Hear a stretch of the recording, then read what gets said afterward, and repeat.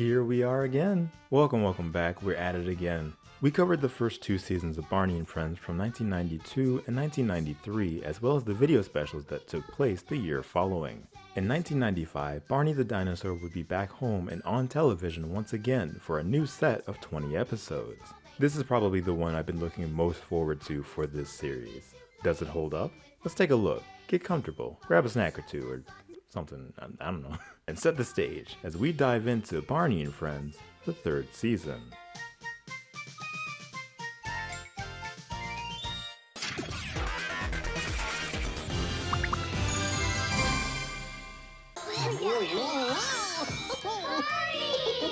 Hi everyone! Season 3 is the most accurate example of a refresh that you can imagine. The intro animatic gets fully updated with a really funny yet confusing few frames of animation, while the opening theme remains the same. The set also sees a whole new look. It's important to note that both seasons 1 and 2 of the series were filmed at the Color Dynamics studio in Dallas, Texas. The show would then move to a new studio in Las Colinas, meaning that an entirely new studio space would be put to use, giving the school setting a bunch more space to work with. The tree is still there, the tree stump is still there, and the wooden playset would also be there, but with a slight freshening up. Just about every issue I had with how the previous season went about the look of the school area has been alleviated with the use of this new studio space. Neither the outside nor the inside feel cramped, and the lighting is so much better. Bright, it's spacious, and it feels a bunch more lively without necessarily having to add anything super substantial. Everything is just absolutely beautiful. The tree leaves and the bushes are so green and the grass. By far the biggest addition to this set is the newly built treehouse setting. In the first episode, during a Jack and the Beanstalk inspired segment, the kids climb a tree meant to represent one of the beans planted by Jack, in this case, Sean. At the top, we enter a large treehouse fitted with furniture and a wraparound staircase. This is honestly something the show needed, and adds just an extra area for the production crew to play around with. I love it. Nothing too crazy, but the classroom is also visually different. Things have of course moved around, and with an extra amount of space, there's more room to breathe life into the indoor setting. I've said it before, and I'll say it again. The way the familiar locations look here, compared to the past season, is such a massive step up, even if it is still meant to be the same school. Has the train arrived? Did I hear a train? Oh, where's the train? Now let's talk about the dinosaurs. By no means is this anything close to a video on costume evolution, but being as the show refreshed itself so much, I'd be silly not to mention anything related to the way they look now. But I'll keep it as brief as I can, and we'll also discuss the characters themselves as we move down the line. Barney is who we'll talk about last. BJ! Hi, everybody. As you may recall, in 1993, BJ was introduced into the show's second season as Baby Bop's 6-year-old sibling. Being that he's the elder brother, the idea was to design him taller, being at about Barney's height. However, this idea would quickly be rethought as in 1994 during the New York City live shows as well as the NBC special Barney's Imagination Island. BJ's base design would remain largely the same, but with the character having been shrunken down, now being only slightly taller than his younger sister. Now, in 1995, BJ appears in Season 3 with an entirely new base design, a new head sculpt, and a new body to better allow for movement. BJ is performed by suit actor Jeff Brooks, who first took the helm as BJ in Barney's Imagination Island after Jenny Dempsey. It's honestly crazy to me to think that the production crew wanted Baby Bop tall, and then decided against it to better suit her age, and then added another dinosaur character and had the exact same change of heart again. BJ here looks so sleek and well imagined and wonderful. BJ is now fitted with a head bobbing mouth mechanic that looks really silly but is insanely practical, and I love it. Baby Bop would also receive a bit of a makeover. No longer with her big round eyes beating out at you, her face is lifted upward and she's got a little mouth mechanism just like her brother. Both siblings feel perfectly integrated into the episodes they're a part of, sharing a fair amount of screen time between them both, and are an absolute delight to see when they appear together. BJ has episodes heavily featuring him, such as the firefighter episode and an episode in which he loses his hat. And Baby Bop has episodes with her influence in mind, such as Classical Cleanup, where she helps clean the classroom after her mess. Kindest, happiest, and best friends. Me. Oh my god, I've said so many times before, but this is by far, in my own opinion, the best that Barney the Dinosaur has ever looked. The Backyard Gang, the movie, and anything past this season, even today. Before this, David Joyner had utilized the exact same costume from 1991 that was introduced towards the end of Barney and the Backyard Gang. By 1993, the suit seemed to be nearing its end, the arms yellowing due to sweat buildup, the fleece worn and balling up so much that it's visible and almost distracting in the finale of Barney and Friends Season 2. The costume had been in 2 Backyard Gang home videos, live performances, daytime appearances, 50-something episodes of the TV series, you name it. Barney's Imagination Island was the first to introduce a newer look for Barney in a home video format, which then carried over into Barney Live in New York City. But Season 3 Episode 1 would be the first time we'd see it for the TV series. It's beautiful, it's sleek, he no longer has that rigid boxy and angled appearance, and he's just cleaner. My only slight gripe is that there are times where it looks as though you can barely make out the mouth movements, but that's a very small thing. In Season 2, I took a bit of an issue with the over-energetic nature that Barney would exert at times. But this is no longer a problem. Barney is at a perfect level of excitement throughout here, and I never felt as though he was doing too much or being as overbearing as before. When I say this set of episodes was a breath of fresh air, I truly mean it. While I enjoyed Season 2 quite a bit, I feel as though with Season 3, Barney being slightly toned down made the watch-through more enjoyable. He's still super jolly and giddy and excitable exactly as he should be. Pumpernickel bread. Pumpernickel? Pumpernickel. But he's also soft and caring when he needs to be. Would that be okay, Barney? Well, Carlos, puppies need lots of love and attention. And if he stayed at school, he'd have to be all alone all night because everyone goes home. The kids are the kids, and you know what? I'm probably going to end up saying less about them as time goes on. They're always the same, really. I mean, there's not really too much to say, like, at all. Carlos is now part of the main cast after the New York City live shows, and his brother Juan comes with him. It feels fairly obvious that Juan was added in order to fill the sibling dynamic of the human characters after both Tina and Lucy had left the series. I like Juan, but the problem I felt is that there's always some sort of slight conflict whenever he's around. I understand the point is siblings won't always get along, but there were times where it felt every episode they were in together, there would be some sort of conflict. Play shoes and win. Hey, I saw it first, Carlos. No way, I saw it first. Come on, that's not fair. It's just interesting because as far as I can remember, Tina and Lucy very rarely were ever shown to have any sort of conflicts with each other. Same with BJ and Baby Bob. It's nothing huge, just something I realized while watching. While many kids return from Season 2, Michael is no longer part of the main cast. And as mentioned earlier, Tina would also move on along with Derek, who'd both have somewhat of a send-off episode later in the season. Certain new characters, including the twin sisters Ashley and Alyssa, and Steven, were essentially brought in to get viewers familiar with their faces. As in the season following, the main cast we'd known for the better majority of the last few seasons would no longer be on the show. These new characters don't really have many lines or any real episodes where they serve as important at all. Yep, they're the kids, alright. I was mainly just happy to see my favorite characters come back, like Min, Tasha, Sean, and Kathy. The biggest addition to the character roster has got to be the introduction of Stella. Why, I have a wonderful story about flying.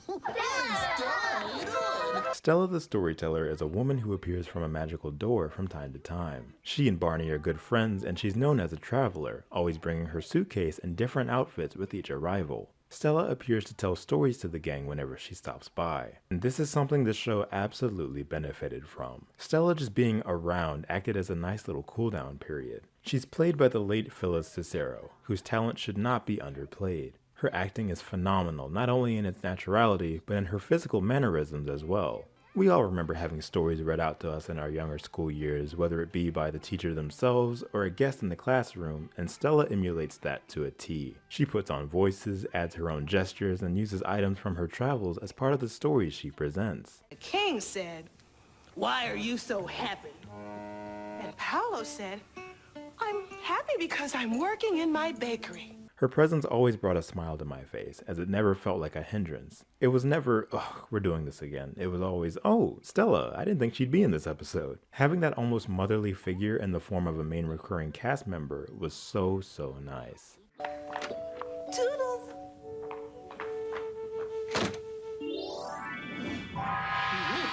Also, Mr. Boyd was cool too. Mr. Boyd is a janitor that appears in the series. I didn't put him in the script because he appears in like one episode, maybe two. I don't remember. I only remember him from one.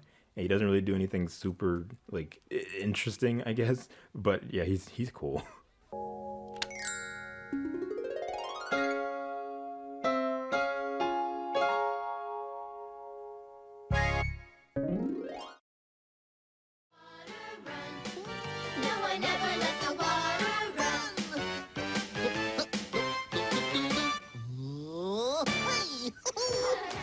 Music is wonderful as it normally is. Being that their library is super strong by this point in the show, a ton of new songs are brought back, not even remade or anything, but pulled directly from the past couple of seasons, and I did not mind this at all. They're iconic and perfect just as they have been. It's funny because I actually didn't really enjoy a lot of new songs introduced for this season. There were songs that felt as though they were trying too hard to be a good song. I know coming up with music in a timely manner for a show like this has to be taxing. It's unfortunate that not many of these new tracks were winners. One in particular, I had a really hard time trying to understand what they were even going for in terms of what the song was even intended to sound like. Oh, the mail, yes, the mail. It's fun to put a letter in the mailbox. Some songs I just found to be like flat out awful. He's my brother, my brother, my brother. But again, not every song is going to be a winner. There were some that kinda hit, and I was just happy to hear my favorites make a return. And they always come in twos. 1, 2. We've got shoes. I Love You is just as nice as before, and they've even gotten a lot better at transitioning into the song itself from normal dialogue. We can all find a way to help each other every day. It's just another way of saying, I love you, you love me. Barney from a music standpoint is something I think you'd really have to try to mess up entirely, and I think this season did fine enough.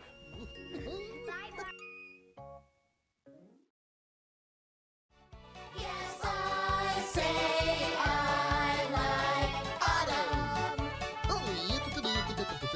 I have to be honest with you all, I've been savoring this watch through. As we looked across each season one after the other, it was inevitable that we'd trek across familiar ground. It's obvious that certain topics explored before would see use once again, and that's fine. That's what's going to happen with a show like this. However, season 3 jumps out at me in that out of everything we've looked at so far, it feels the most structurally sound. It's become less about the topic being focused on and more to that of the way it's handled and taught differently. Some episodes also just resonate with me, not specifically because of the main topic, but the vibe and flow of everything in general.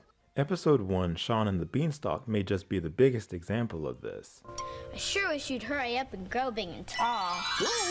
Is this big and tall enough, Sean? Barney! Sean ponders on why his plant isn't growing nearly as fast as those owned by his fellow classmates. As the gang comes together, Barney and friends learn about plant life and what vegetation needs in order to grow. The episode ends with Barney and friends' newfound knowledge on the growth process of plants, and Barney having his own pot of flowers with his name written on top. The flow of this episode in terms of writing and song introduction is so smooth and happy. I honestly hope my bias towards the songs used isn't influencing my thoughts on this, because that's not really fair. But then again, this is my review, meaning my opinion is the ultimate opinion, so I mean, we go from songs like Growing, And as we grow a little older, we can do more things because I'm growing, and so are you. to Mr. Sun, Please shine down on, please shine down on, please shine down on me.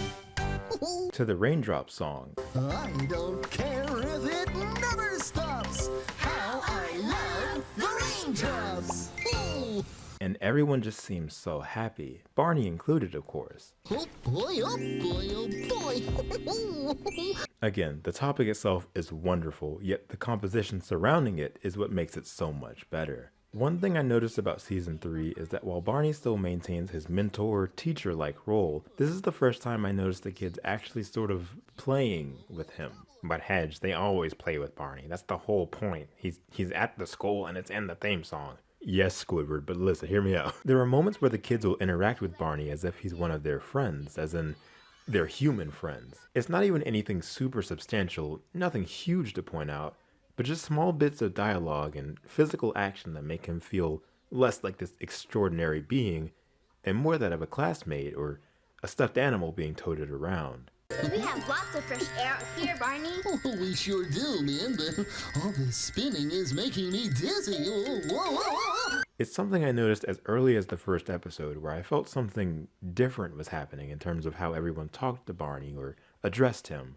We're going to surprise you, Barney. And don't peek. Oh, I promise I won't. I promise. Bye. Again, it's something small, but something that adds on to the series. It's polished, and I think that's what matters most over everything, is that this season feels very well polished. Pretend you hear two babies crying, Barney. I think I hear a baby crying. Two babies, Barney? Oh, sorry. I think I hear two babies crying. It also feels as though they enjoy finding new ways of telling a story, as each method implemented before is melded together here at different points. One of the kids will read a storybook with the rest of the gang, Barney will read a story at times, the kids will act out a skit in order to tell a story, and puppet shows would return as well. However, now, with the addition of Stella the storyteller, we have a whole new way of being able to get a story out of the way, and more to play around with in general. Where in Season 1 I felt this to be a chore, it now feels like a genuine piece of each episode that I welcome fully and wholeheartedly. We get a variety of new things to talk about this time around. There's an episode solely tailored to firefighting, one that's involving what it's like to be at a grocery store, and even an episode focusing on something as minuscule as shoes and the different kinds there are as something to smile at. There's a lot to love and not too much to say in ire. I think my main gripe with Season 3 is the moments in which the show seemed unsure of just what it wanted to do. The episode It's Raining, It's Pouring being a big example. The crew think of rainy day activities. Tasha tells a story. The late Tommy DePaola comes out and reads a story that he wrote, and then they act out another story. Going into the treehouse after the rain, they set up circus-like decorations in order to have men do one 30-second interpretive dance sequence, and then the entire bit is finished. Only throwing salt into the wound, Baby Bop appears, but only for this segment, literally meaning that she exists in the episode to be part of the audience for a minute and a half, and then just goes away. Episodes like this are few and far between, but are the least impactful out of this run of episodes, as it feels as though the production was essentially just trying to get something on air. Season 3 does carry its share of soft, loving moments, just as the past couple would. In the episode A Welcome Home, Min shows off a dog being put into adoption, to which Julie relays that she is also adopted. Later in the show, Julie sings a song called Someone to Love You Forever, a new song written for the series expressing her sympathy with the animal over its adoption. When you reach out to me, I will always be someone to love you forever. While I'm not the biggest fan of the new track, the sentiment is something beautiful that I understand and appreciate. The episode On the Move introduces a new character, Kenneth, as the new kid at the school, but also serves as the final episode featuring both Tina and Derek. The gang whip up a scrapbook with old photos of everyone together. It warms my heart not only getting to see these characters again, but the fact that they got an entire episode tailored to their departure is so sweet. This is the part where I briefly speak about the season finale, but this time around, while there is of course a last episode, it's not as definitively a finale as before. Whereas before, the season finale would feature a loose theme centered around the importance of family, or that everyone is special, Season 3 episode 20 instead focuses on airport manners and flying in general. It's different, but I love that we got an episode talking about something like what it's like to be at an airport. Again, it's something different, but it's something interesting, and that's all I could really hope for. Barney and Friends Season 3 would run its 20 new episodes from February to October of 1995. While not part of the TV series, the various Barney home video VHS releases put out around this time are often looped in with this season, being that the intro sequence maintains the same structure as well as the same set being returned to. There were a lot of home videos being produced around this time, including Barney's Talent Show, Barney's Fun and Games, Barney's 1, 2, 3, 4 Seasons, Barney's Sensational Day, and more. Season 3 of Barney and Friends should be remembered not only for the content of its episodes, but also for just how much of an improvement it proved to be on the series as a whole for its time. It knew what it wanted to do, how it wanted to communicate its messages, and how it should teach its viewers. This would be the last time much of the series' main cast would serve as part of the main cast, as mentioned earlier, and I'm glad they were such a big part of my life. The feel of season 3 is unlike anything before. The confidence the show had in itself was just a joy to witness. Barney's come a long way since his television debut, both on and off screen. Although Barney and Friends would continue for long after 1995, seasons 1 through 3 are generally solidified as the golden years of the show. The Lions era, if you will. Having this early section of the show's history as part of my own history is something I'm forever grateful for, as it greatly helped shape me and who I am today. It's had its ups and it's had its downs, but in the end, I still love Barney.